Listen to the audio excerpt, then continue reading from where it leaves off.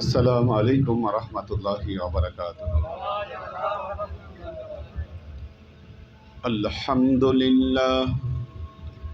আলহামদুলিল্লাহি নাহমাদুহু ওয়া নাস্তাঈনুহু ওয়া নাস্তাগফিরুহু ওয়া নু'মিনু বিহি ওয়া নাতাওয়াক্কালু আলাইহি ওয়া নাউযু বিল্লাহি মিন শুরুরি আনফুসিনা ومن سيئات أعمالنا من يهد الله فهو المهتدي ومن يضلل فلن تجد له وليا مرشدا فنشهد أن لا إله إلا الله وحده لا شريك له ونشهد أن سيدنا وسندنا ونبينا محمدا صلى الله عليه وسلم الذي أرسله الله بالحق بشيرا ونذيرا وداعيا إلى الله بإذنه وسراجا منيرا وقال الله تعالى في كلامه المجيد وفرقانه الحميد ما كان محمد أبا أحد من رجالكم ولكن رسول الله وخاتم النبيين وكان الله بكل شيء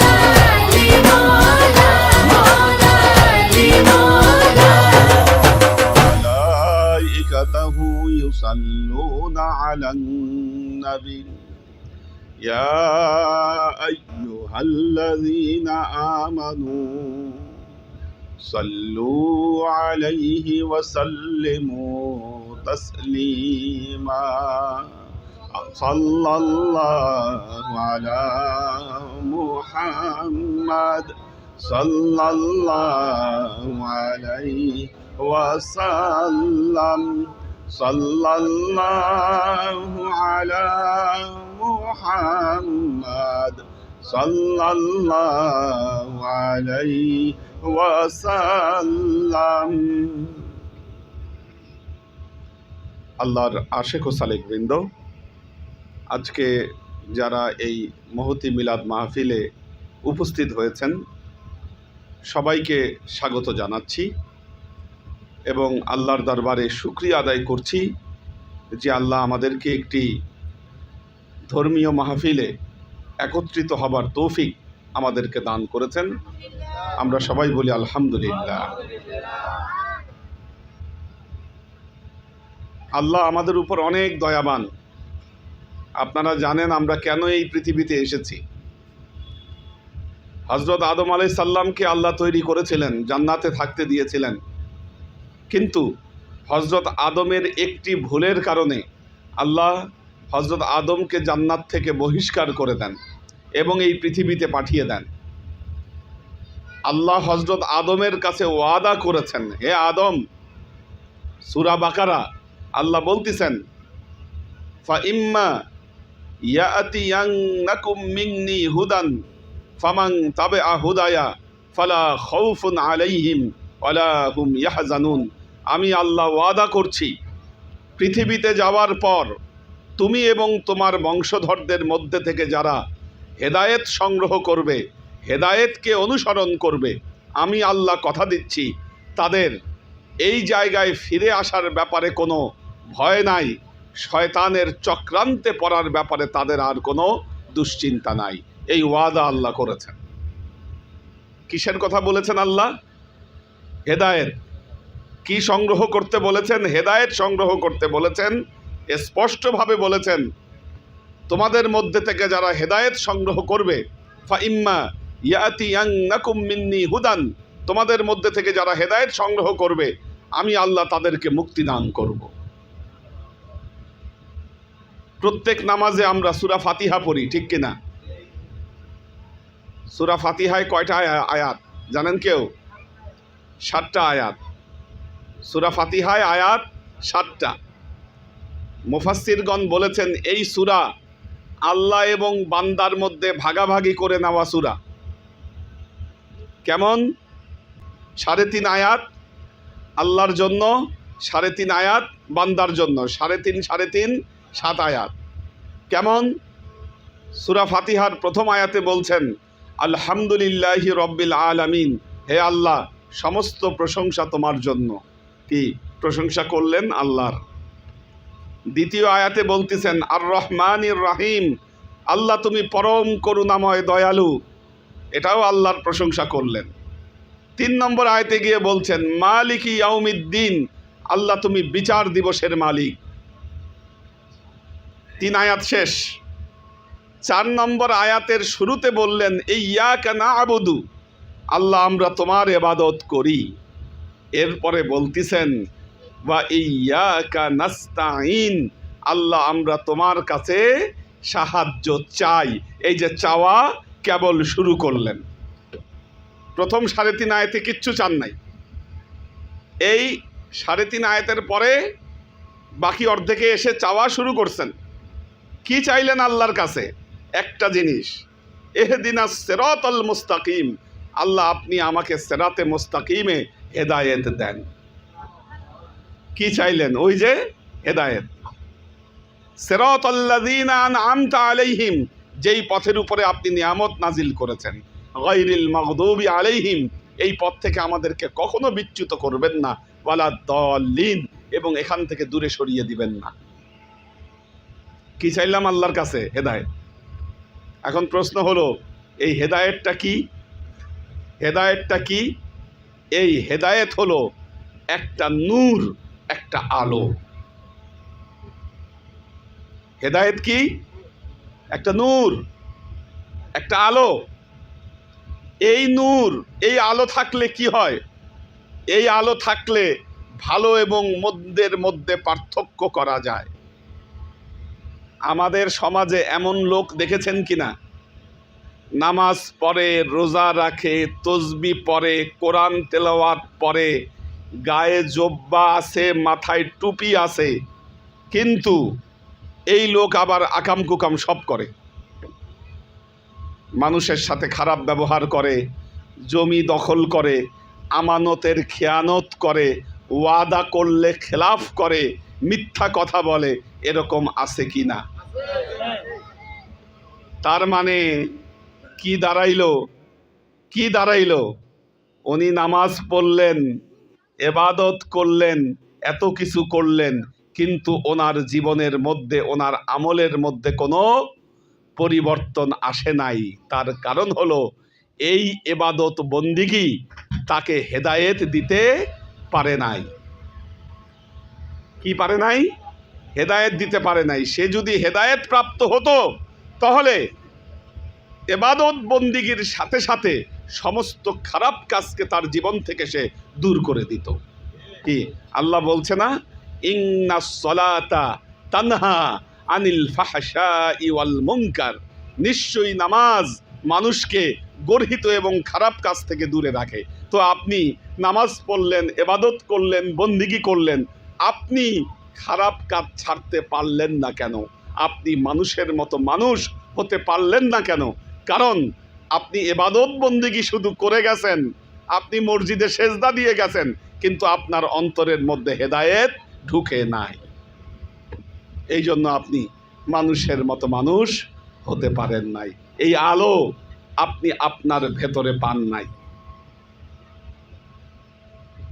প্রশ্ন হলো কেন পান নাই?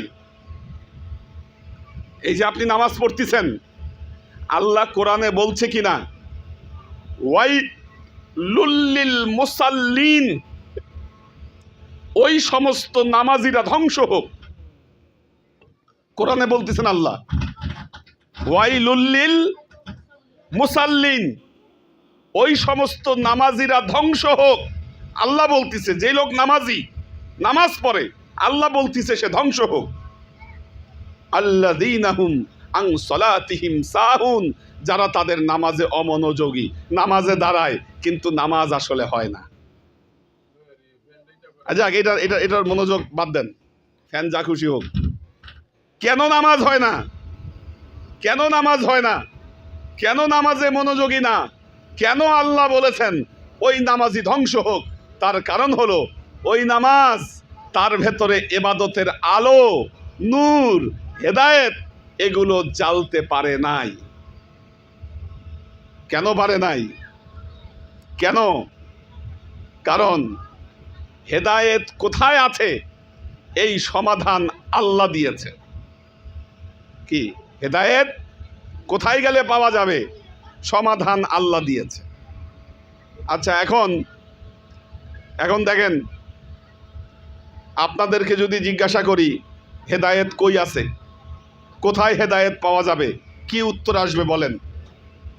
কোথায় আছে হেদায়েত? বলেন, হেদায়েত কেমনে পাবেন আপনারা বলেন, শুনতে চাই, দেখি কে কি উত্তর দেন। হ্যাঁ, কোথায় আছে হেদায়েত? আচ্ছা দেখেন, আপনি নিজে বললে তো হবে না, কোরআন কি বলেছে? হেদায়েত কোথায় আছে? আল্লাহ কি বলেছে? দেখেন, আল্লাহ পবিত্র কোরআনে সূরা কাহাফের ভেতরে বলছেন, মাই ইয়াহদিল্লাহু ফাহুয়াল মুহতাদি ওয়া মাই ইউদ্লিল ফালান তাজিদা লাহু ওয়ালিয়াম মুরশিদা। পবিত্র কোরআনে আল্লাহ বলতেছেন, মাই ইয়াহদিল্লাহ, আল্লাহ যাকে হেদায়েত দিবেন সেই হেদায়েত পাবে। অমাই ইউদলিল, যাকে আল্লাহ হেদায়েত দিবেন না, ফালান তাজিদা লাহু ওয়ালিয়াম মুরশিদা, আল্লাহ তাকে কোনোদিন ওলি মুর্শিদের সঙ্গে স্পর্শে আনবেন না। তার মানে কই কি বোঝা গেল? হেদায়েত কই আছে? ওলি মুর্শিদের কাছে। শব্দ কয়টা বলছে আল্লাহ? দুইটা, ওয়ালিয়াম মুর্শিদা। হেদায়েত পেতে গেলে আপনাকে ওলি মুর্শিদের সংস্পর্শে যেতে হবে। এখন প্রশ্ন হলো, ওলি মুর্শিদ কারা? কি ওলি মুর্শিদ কারা? দেখেন, আয়াতুল কুরসি আপনাদের মুখস্থ আছে না সবার? আয়াতুল কুরসি, আল্লাহ আয়াতুল কুরসির মধ্যে বলতেছেন, দেখেন, আল্লাহু ওয়ালিউল্লাযীনা আমানু ইখরিজুহুম মিনাজ যুলুমাতি ইলান নূর।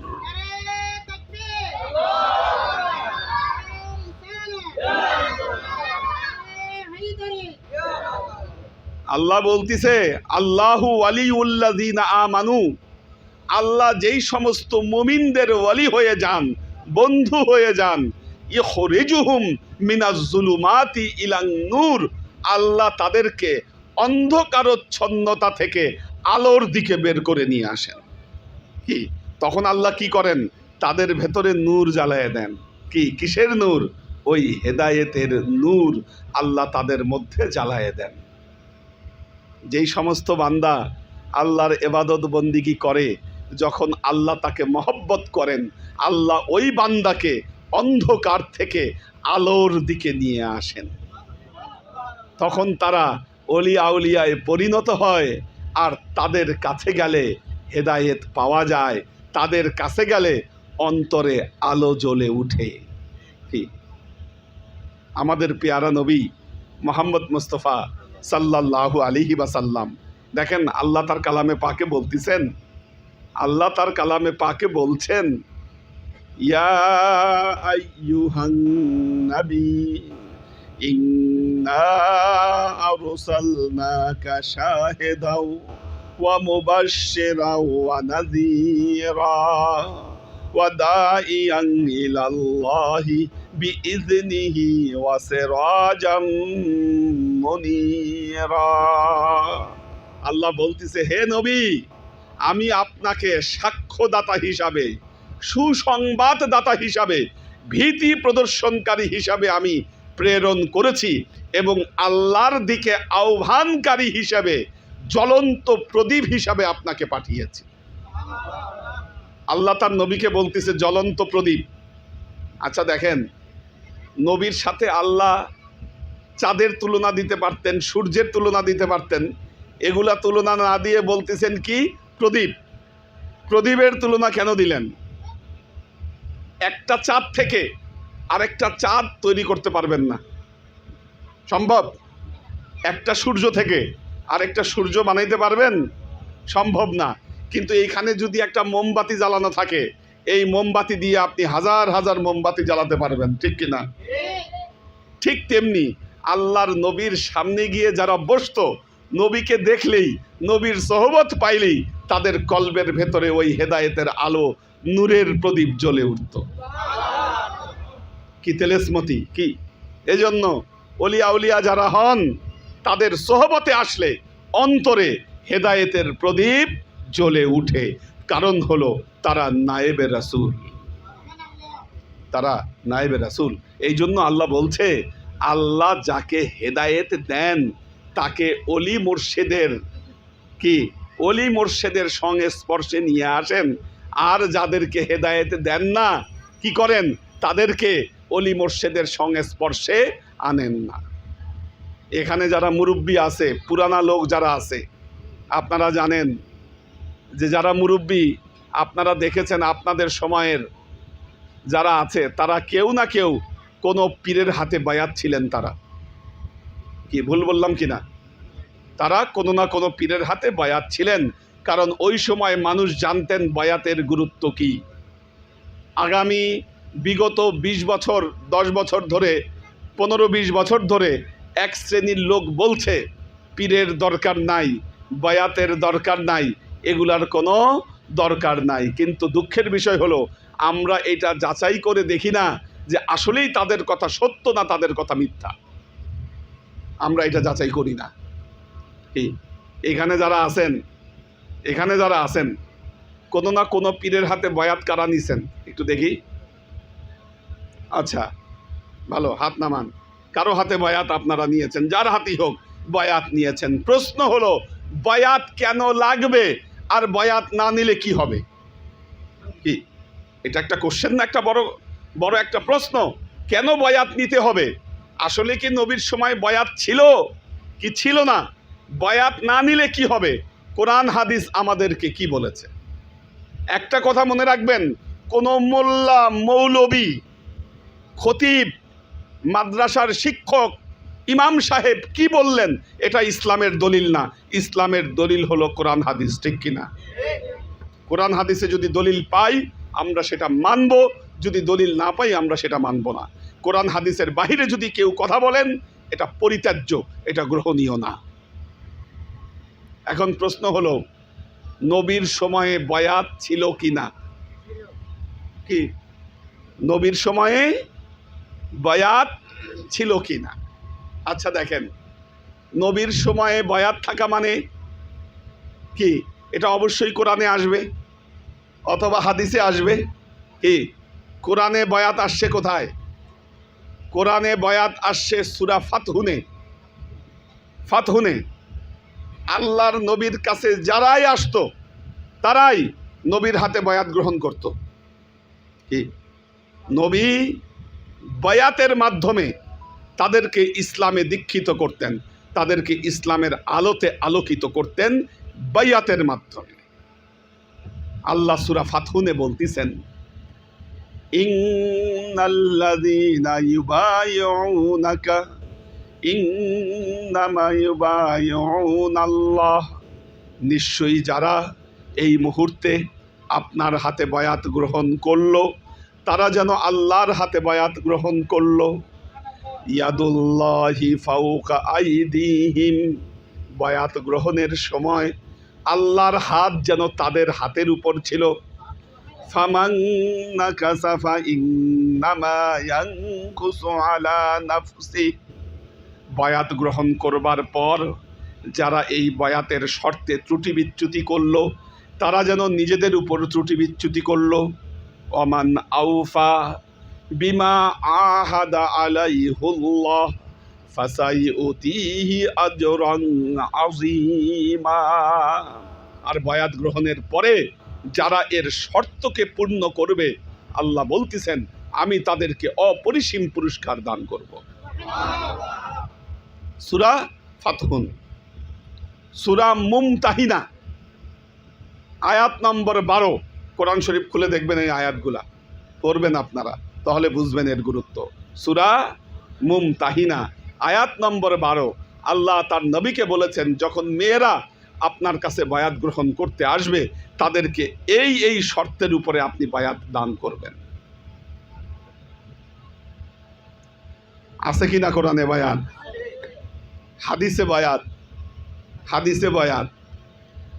দেখেন আপনারা বুখারী শরীফ কিতাবুল এলেম, কিতাবুল এলেম একদম প্রথম দিকেই, সেখানে বাইয়াতুল আকাবা, 2টা বয়াতে আকাবা ঘটছিল নবীর জীবনে।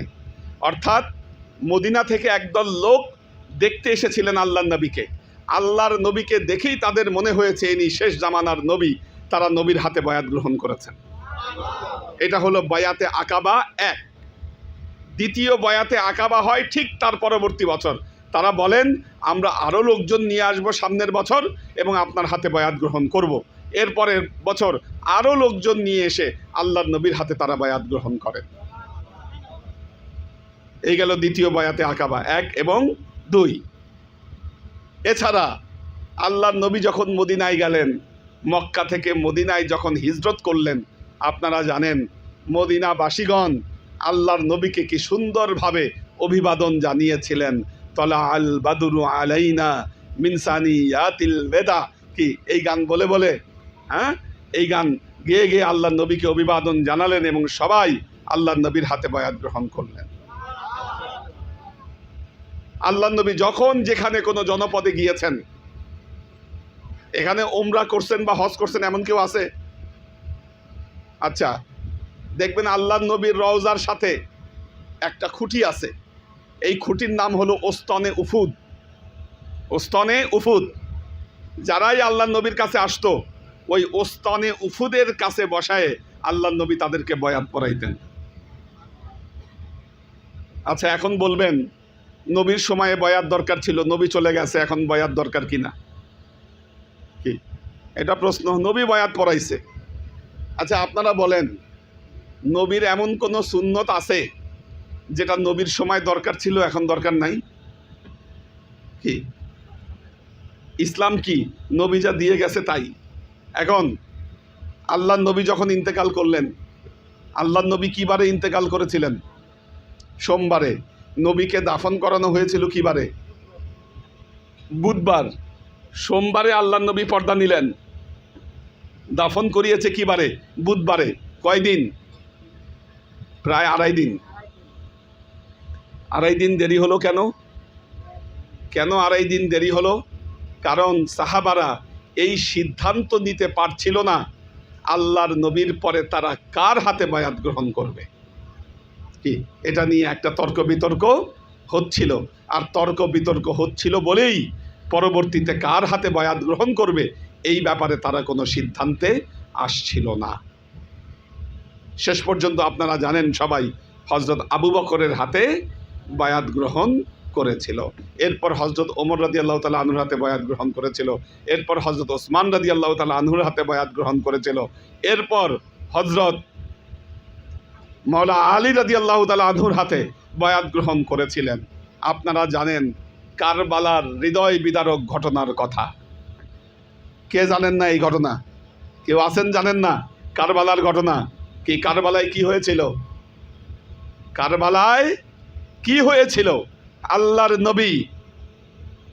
আল্লাহর নবীর প্রিয় নাতি ইমাম হোসাইনকে কারবালার ময়দানে শহীদ করা হয়েছিল। বিষয় কি ছিল? বায়াত। বায়াত। ইয়াজিদ ইবনে মুআবিয়া সে চেয়েছিল মুসলমানরা তার হাতে বায়াত গ্রহণ করুক, কিন্তু মুসলমানরা তার হাতে বায়াত গ্রহণ করতে চায় নাই, তারা ইমাম হোসাইনের হাতে বায়াত গ্রহণ করতে চেয়েছে।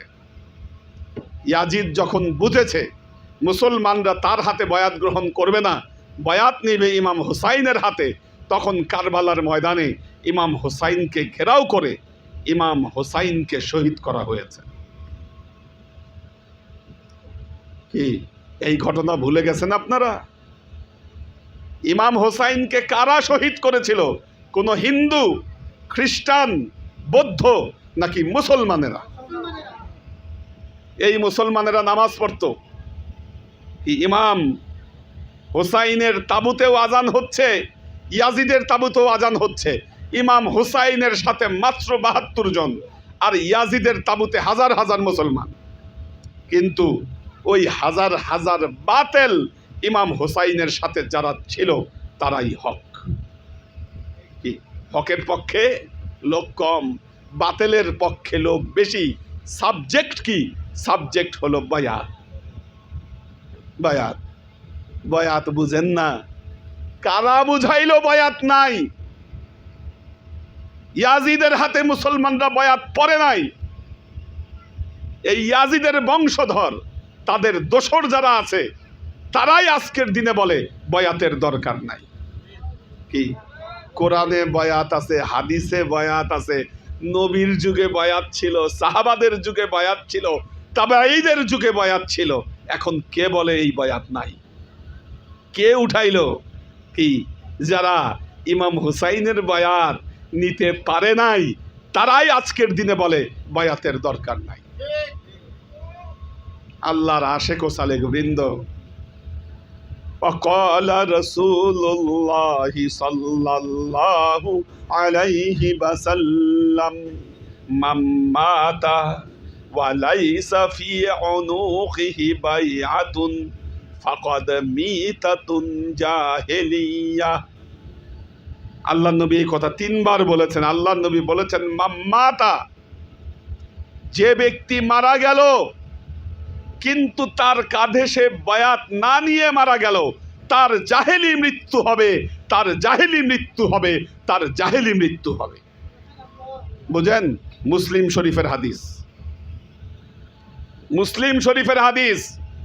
আল্লাহর নবী বলেছেন যে মারা গেল কিন্তু তার কাঁধে বায়াত না নিয়ে মারা গেল, আমি মুহাম্মদ রাসূলুল্লাহ সাল্লাল্লাহু আলাইহি ওয়াসাল্লাম বলছি, সে জাহেল হয়ে মারা যাবে, জাহেল হয়ে মারা যাবে, জাহেল হয়ে মারা যাবে, জাহেলি মৃত্যু হবে তার। পীরের মর্ম বুঝেন না? আজকে একদল লোক বলে পীর নাকি কোরআন হাদিসে নাই। আচ্ছা, নামাজ শব্দটা কোরআনে আছে? নামাজ নাই কেন? নামাজ ফার্সি শব্দ, আর কোরআন আরবি ভাষায়। কি নামাজের প্রতিশব্দ সালাত আছে। রোজা শব্দটা কোরআনে নাই, কারণ কোরআন আরবি ভাষায় আর রোজা শব্দটা ফার্সি ভাষা। পীর শব্দটা আরবি শব্দ, এর অর্থ হলো মুরব্বী, বুড়া মানুষ। পীর মানে বৃদ্ধ, মুরব্বী এটা ফার্সি শব্দ। তা আরবি ভাষার কোরআনে ফার্সি শব্দের পীর খুঁজলে তো আপনি পাবেন না। কি আরবি ভাষায় পীরকে বলা হচ্ছে ওয়ালিয়াম মুর্শিদা, উলিল আমরি মিনকুম, মান আনাবা ইলাইয়া। সূরা নিসা আল্লাহ বলতেছেন, ইয়া আইয়ুহাল্লাযীনা আমানু আতিউল্লাহ ওয়া আতিউর রাসূলা ওয়া উলিল আমরি মিনকুম। দেখবেন আজকের মৌলানারা যারা বয়াতে বিশ্বাস করে না, পীরে বিশ্বাস করে না, তারা ওয়াজ করতে গিয়ে বলে আমরা আল্লাহ মানব, তার রাসূল মানব, এরপরে আর কোনো কিছু মানার কথা বলে না। কিন্তু কোরআনে আল্লাহ বলেছে আতিউল্লাহ ওয়া আতিউর রাসূলা ওয়া উলিল আমরি মিনকুম, এই শব্দটা আর বলে না। জালিয়াতি বুঝেন? বলে আতিউল্লাহ, আল্লাহকে মানবো, রাসূলকে মানবো, কিন্তু আল্লাহ যে কোরআনে আল্লাহ এবং তার রাসূলকে মানার পর আরেকজনকে মানার কথা বলেছে, এই কথা আর মুখ দিয়ে বের করে না। কি সূরা নিসা আল্লাহ বলতেছে আল্লাহ মানো, রাসূল মানো, তারপর উলে আমরে মিনকুমকে মানো। সূরা লোকমান, আপনারা লোকমান হেকিমের নাম শুনছেন? আল্লাহ তাকে নবুয়াত দিতে চেয়েছিল, তিনি নবুয়াত নেন নাই, আল্লাহকে বলছেন আল্লাহ আমার নবুয়াত দরকার নাই, আপনি আমাকে হেকমত দেন। আল্লাহ তাকে হেকমত দিয়েছিলেন। উনি মারা যাওয়ার আগে ওনার সন্তানকে এই হেকমতগুলো বলতেছেন, বলতে বলতে বলতেছেন, দেখেন কোরআনের ভাষা। উনি বলতেছেন ইয়া বুনাইয়া লা তুশরিক বিল্লাহ, হে আমার সন্তান তুমি আল্লাহর সাথে শিরক করিও না। কোরআন শরীফ খুলে দেখেন সূরা লোকমানে।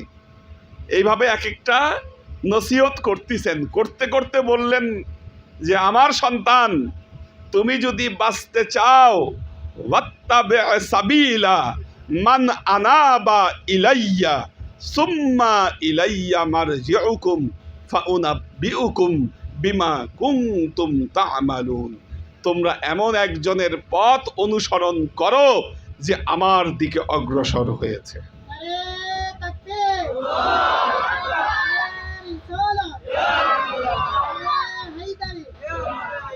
এমন একজনের পথ অনুসরণ করো যে আমলের দ্বারা আমার দিকে অগ্রসর হয়েছে, তাহলে আমি আল্লাহ বলে দিচ্ছি তোমরাও আমার কাছে ফিরে আসবা, আর ওই সময়ে আমি তোমাদের কর্মফল তোমাদের হাতে আমি বুঝাইয়ে দিব।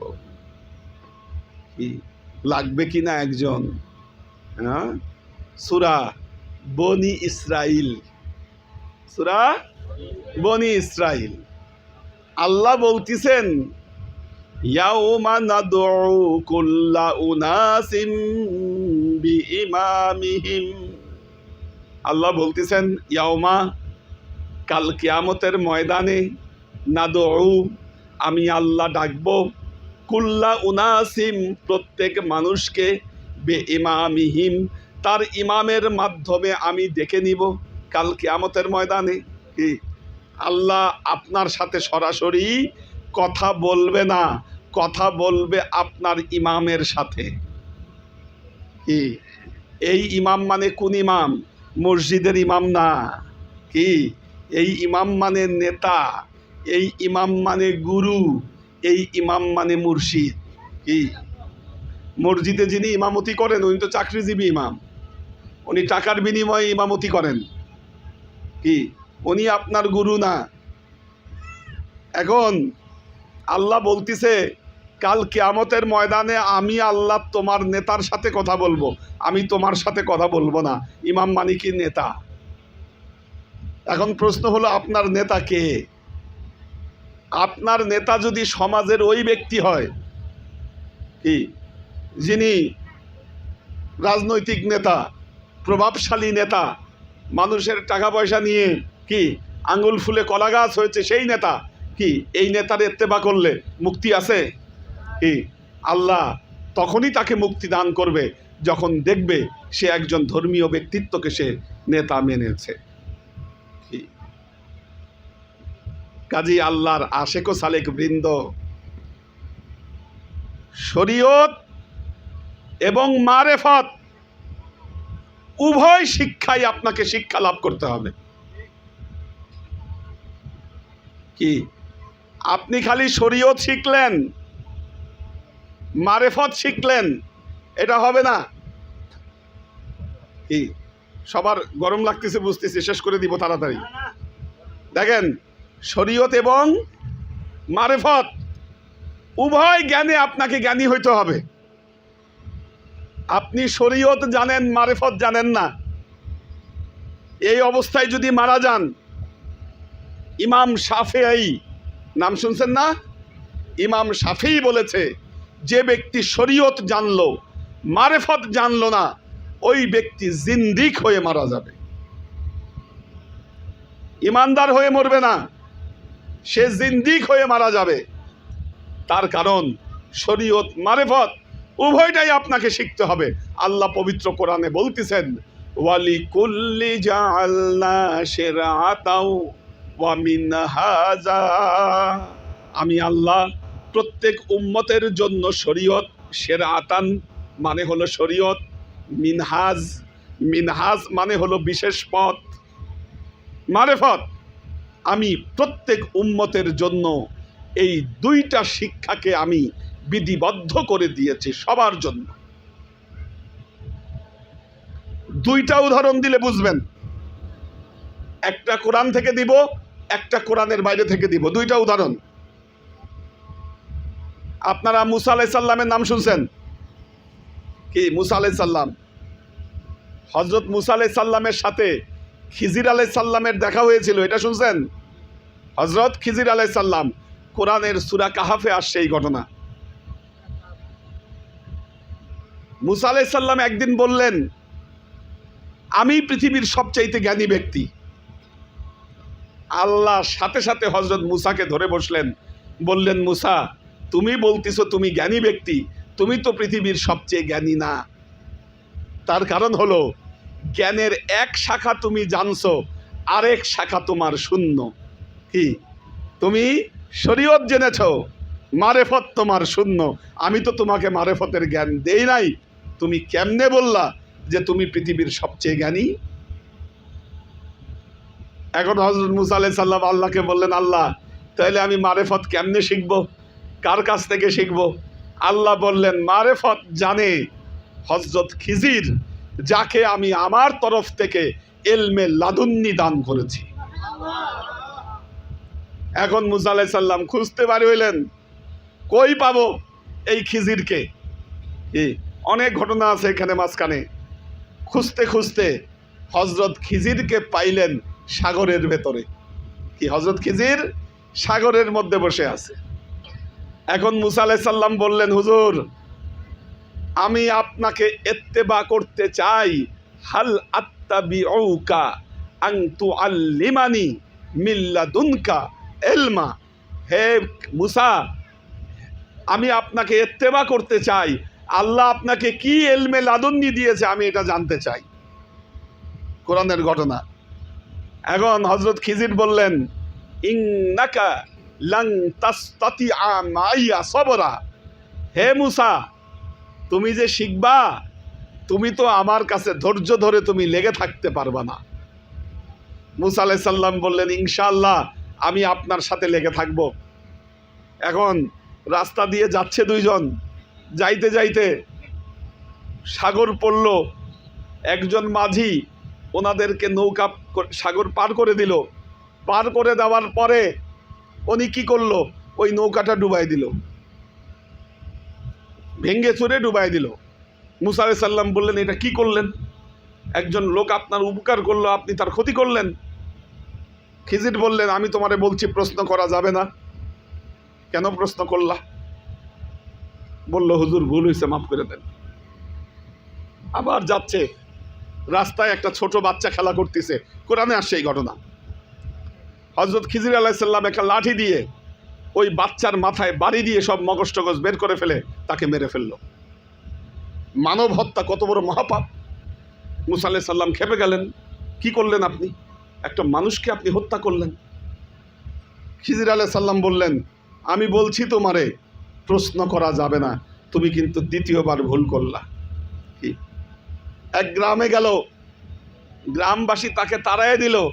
ওই গ্রামের একটা ওয়াল তিনি ভালো করে দিলেন, কিন্তু কোনো টাকা পয়সা নিলেন না। মুসা আলাইহিস সালাম বললেন, আপনি এত কষ্ট করলেন, এর বিনিময় তো আপনি চাইতে পারতেন। এইবার বললেন, হাজা ফিরাকুম বাইনি ওয়া বাইনাক। মুসা, আমি তোমাকে বলছি প্রশ্ন করা যাবে না, তুমি 3 বার প্রশ্ন করে ফেলছো আমাকে, এখন আর তুমি আমার সাথে লেগে থাকতে পারবা না, আমার সাথে আর লেগে থাকতে পারবা না। এই যে আধ্যাত্মিক জ্ঞান আর শরীয়ত জ্ঞানের মধ্যে যে পার্থক্য, আমাদের শরীয়তে দুটাকেই বিধিবদ্ধ করা হয়েছে। মওলানা রুমি ওই জগতের বিখ্যাত জ্ঞানী ছিলেন, বিখ্যাত জ্ঞানী ছিলেন। শামসে তাবরিজ একজন পাগল, এই পাগল তার দরবারে আসলেন, এসে দেখেন মওলানা রুমি লেখাপড়া করতেছে। তো রুমিকে বললেন, রুমি তুমি কি করতেছো? মওলানা রুমি বললেন, তুই ইনর নেমি ফাহামি ইন ইলমে কলাস, যে পাগল, তুই বুঝবি না এটা আমি কি করতেছি, এটা আমি শরীয়তের জ্ঞান মোতালা করতেছি, এটা তুই বুঝবি না। এটা বলার সাথে সাথে ওনার ওই বই খাতায় সব আগুন ধরে গেল। এখন মওলানা রুমি বললেন, এটা কি হলো? পাগল বলল, তুই ইনর নেমি ফাহামি ইন এলমে হালাস, এটা তুমি বুঝবা না, এটা হলো আধ্যাত্মিক জ্ঞান। মৌলানা রুমি বুঝলেন যে আমার জ্ঞানের এক শাখা পূর্ণ, আরেক শাখা এখনো শূন্য, আমাকে এটা শিখতে হবে। উনি শামসে তাবরিজকে বললেন, হুজুর আপনি আমাকে বায়াত পড়ান। 11টা পরীক্ষা করলেন আগে মৌলানা রুমিকে। 11টা পরীক্ষা করার পরে এরপর মৌলানা রুমিকে বায়াত পড়াইলেন শামসে তাবরিজ। আজকে মৌলানা রুমি যদি একজন মৌলানা থাকতেন, উনি পৃথিবী থেকে হারিয়ে যাইতেন। কাজী আল্লাহর আশেক ও সালেক বৃন্দ, মনে রাখবেন, মনে রাখবেন, আপনার জীবনে ততক্ষণ পর্যন্ত পরিবর্তন আসবে না যতক্ষণ পর্যন্ত একজন মুর্শিদকে বায়াতের মাধ্যমে ইত্তেবা না করা পর্যন্ত, আপনার ভেতরে যতক্ষণ পর্যন্ত হেদায়েতের আলো জ্বালবেন না, ততক্ষণ পর্যন্ত আপনার মুক্তির পথ রচিত হবে না। সুতরাং একজন মুর্শিদ, মনে রাখবেন, একজন মুর্শিদের জন্য 5টা শর্ত। 5টা। এক হলো আর রাসিখুনা ফিল ইলমি, কোরআন এবং হাদিসের জ্ঞানে তিনি জ্ঞানী হবেন, 1 নম্বর। 2 নম্বর অল আমিলিনা আলাইহা, কোরআন হাদিসের জ্ঞান অনুযায়ী তাকে আমল করতে হবে। কি আপনি এমন একজনের হাতে বায়াত গ্রহণ করলেন যার মধ্যে এলেম নাই? এলেম না থাকলে হবে না, এলেম থাকতে হবে, প্রথম শর্ত। দ্বিতীয় শর্ত, এলেম আছে কিন্তু আমল নাই, হবে না, আমল থাকতে হবে এলেমের উপর। 3 নম্বর, এলেমও আছে আমলও আছে, এর প্রচার প্রসার নাই, তাহলে হবে না, দ্বীনের প্রচার প্রসারক হতে হবে তাকে। যখনই প্রচার প্রসার করতে যাবে বাধা আসবে, কি আল মুজাহিদিনা ফি সাবিলিল্লাহ, তখন আল্লাহর পথে তাকে জিহাদ করতে হবে। আর এই জিহাদের ব্যাপারে আল মুতাওয়াক্কিলুনা আলাল্লাহ, আল্লাহর উপর তাওয়াক্কুল করতে হবে। সুতরাং আসুন আমরা সত্যকে জানার চেষ্টা করি, সত্য আলো দিয়ে আমাদের জীবনের মধ্যে আমরা পরিবর্তন নিয়ে আসি। আপনাদের সবার দাওয়াত থাকলো আমাদের লালকুঠি দরবারে ইনশাল্লাহ আসবেন। আমাদের সপ্তাহে 3 দিন ক্লাস হয়, বৃহস্পতি, শুক্র, শনি। আপনারা বায়াত হন আর না হন, এসে ক্লাস শুনেন, কি বলি সেটা শুনেন, সবার জন্য উন্মুক্ত। আল্লাহ সবাইকে তৌফিক দান করুন।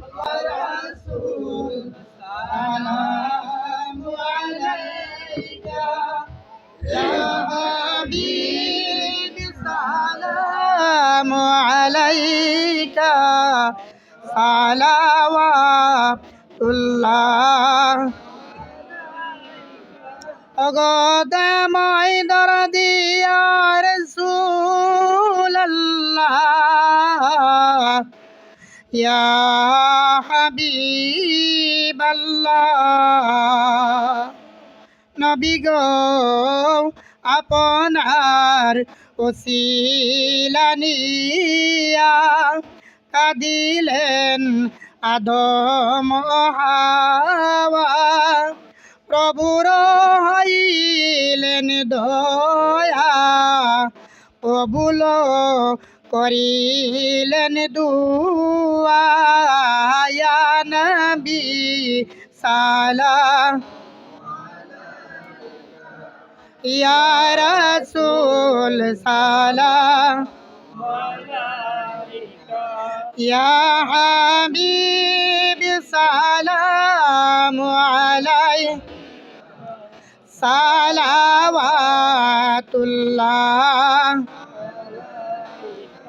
আমার মরণ কালে নবী গো আপনাকে শিয়রে পেলে, থাকবে না মরণ যন্ত্রণা, এটুকুই মোদের বাসনা। ইয়া নবী সালাম, ইয়া রাসূল সালাম ইয়া হাবিব সালাম আলাইহি সালাওয়াত يا رب صل وسلم دائما ابدا على نبيك خير خلق كل علم بجائے بور میری درود و سلام بر گزیدہ نبی پر اپنی مدام بلغ العلا كشف الدجى بجماله حسنت جميع خصاله صلوا عليه وآله سلموا يا قوم بر صلوا على صدر الأمين مصطفى ما جاء إلا رحمة للعالمين اللهم آمين اللهم صل على محمد وعلى آل محمد كما صليت على إبراهيم وعلى آل إبراهيم إنك حميد مجيد اللهم بارك على محمد وعلى آل محمد كما باركت على إبراهيم وعلى آل إبراهيم إنك حميد مجيد ربنا ظلمنا أنفسنا وإن لم تغفر لنا وترحمنا لنكونن من الخاسرين ربنا آتنا في الدنيا حسنة وفي الآخرة حسنة وقنا عذاب النار ربنا لا تزغ قلوبنا بعد إذ هديتنا وهب لنا من لدنك رحمة إنك أنت الوهاب اللهم إنك عفو تحب العفو فاعف عني يا غفور الرحيم الودود اللهم نور قلوبنا بنور الإيمان ونور قلوبنا بنور الإسلام ونور قلوبنا بنور الإحسان وزين أخلاقنا بنور محمد صلى الله عليه وسلم اللهم إنا نسألك علما نافعا رزقا واسعا عملا مقبولا شفاء من كل داء قلبا خاشيا ذهنا ذاكرا إيمانا كاملا توبة قبل الموت راحة عند الموت ونزاة بعد الموت اللهم إنا نسألك رحمتك في كل درجة فلاح في كل أمر ونعوذ بك من الشرك والشك والنفاق والبدعة ومن كل وسوسة الشيطان يا الله يا رحمن يا مالك আমরা এতক্ষণ তোমার দরবারে যে সমস্ত আমলকে উপস্থাপন করলাম ত্রুটি মুক্তভাবে এই আমলগুলোকে কবুল করে নাও তুমি আমলের যাজা আমাদের পেয়ারা নবী হযরত মুহাম্মদ মুস্তাফা সাল্লাল্লাহু আলাইহি ওয়াসাল্লামের কাছে পৌঁছে দাও আল্লাহ আমাদের নবীর পরিবারবর্গের কাছে তুমি এর যাজাকে পৌঁছে দাও এই দুনিয়ার সমস্ত আম্বিয়াই কেরাম সাহাবাই কেরাম তাবেঈন তাবেঈন ওয়ালি আউলিয়া গাউস কুতুব আমাদের মা বাবা ভাই বোন আত্মীয় স্বজন এই দরবার থেকে যত পীর ভাই বোন চলে গেছে সবার রুহে তুমি এর যাজাকে পৌঁছে দাও তুমি তোমার হাবিবের ওসিলায় আমাদের সবাইকে কবুল ও ক্ষমা করে দাও আমাদের জীবন থেকে সমস্ত অভাব অভিযোগ বালা মুসিবত দুঃখ কষ্ট রোগ শোককে দূরভূত করে দিয়ে দৃঢ় হস্তে তোমার দ্বীনের খেদমতের তৌফিক তুমি আমাদেরকে দান করো আজীবন যেন তোমার হেদায়েতের পথে প্রতিষ্ঠিত থাকতে পারি সে তৌফিক তুমি আমাদেরকে দান করো